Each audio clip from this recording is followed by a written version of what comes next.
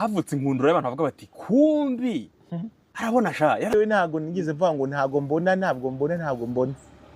kandi ntago navuga ngo nzakomeza kutabona nkunda ntabona gusa ndebye mwahita munyanga arabona sha yaratubeshye kuva 2018 atubeshya tuvuga tuti mwo kabyaramwe niyo tumufashe dukunda imiziki ye kuko atabona hari abantu ngo bakundaga ugitangira ngo bagukundiye ko bashaka kugusupport. Ndashaka kubaza abantu nkunda ntabona gusa ndebye mwahita munyanga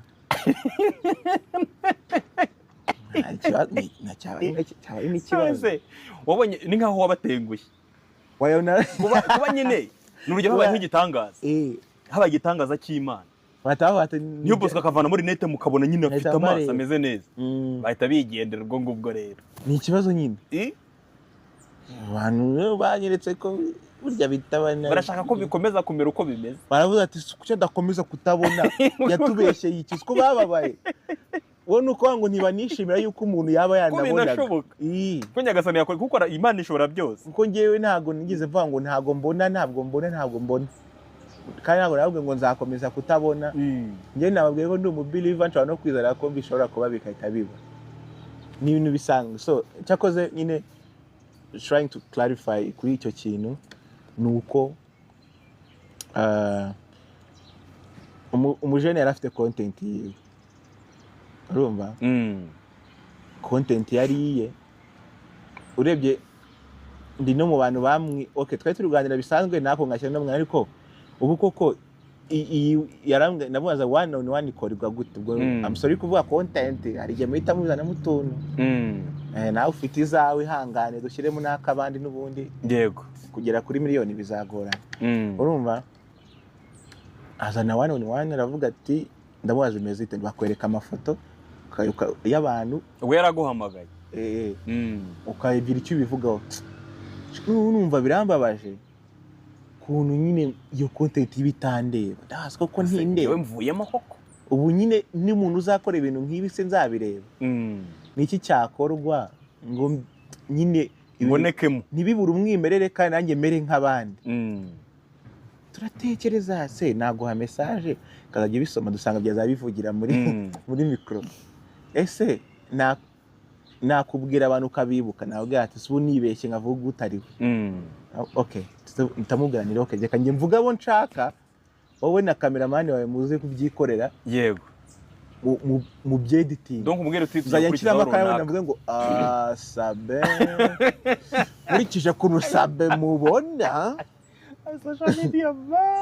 social media n'ababyeyi mwebwe mukuze mutazi ukora ibintu biba byateguwe noneho njye nabikoze mvuga kitatakaza umwimerere kuko njye bura ntago nanone nkunda kuba special cyane ngo nyayisolating kubera ko ngo ari njye wajemo ngo bahita babihindura ibyo bintu nanone ntago binshimisha mu mutima bari kumva nyine ugomba kuba nawe urekri uje kuki bahise babihindura se ntabwo nagira ibintu byihariye byiza kuko nyine wenda naraza kubigirira ubushobozi ariko ibyo nicyo cyo namvaga wenda kukihanduringa byakoro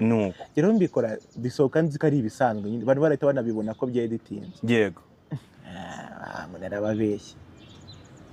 nabeshye ko ntabona kugira ngo bigende bite ubu ngubu kugenda nkahita nkubita nk'izuru ku cyuma mugafata video ya nyacyo byabaye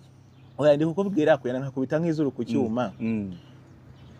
ubwo ni kugira ngo uri pranka ubwo uzaragera nkagwa mu cyobo ngo ndacyari gukora pranka ngo nikubeshya abantu nyine kugira ngo babyemere bizaba kugwa mu cyobo byanyabyo bagafatana video bibavuga ati ya oya ubwo ni igihe nshobora nko gukubita nk'umutwe nk'ahantu nko ku musumari ubu mba ndi kwibaza kuntu niyo ndi njyenyine mba ndi kwibeshya ko ntareba cyangwa ko ndeba urumva ntago bibaho cyakoze cyo abantu nyine baba barakubonye bakavuga bati umwana akatareba wenda bakavuga bati buriya yacuruje impuhwe yashaka ko bigenda gutya yigize uko kuri social media yego ariko ntago ari byo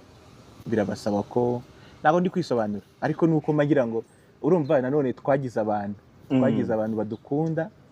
kandi badukunda bazi kuko batuza ariko tukimeze yego abo rero nibo mba ndi kubwira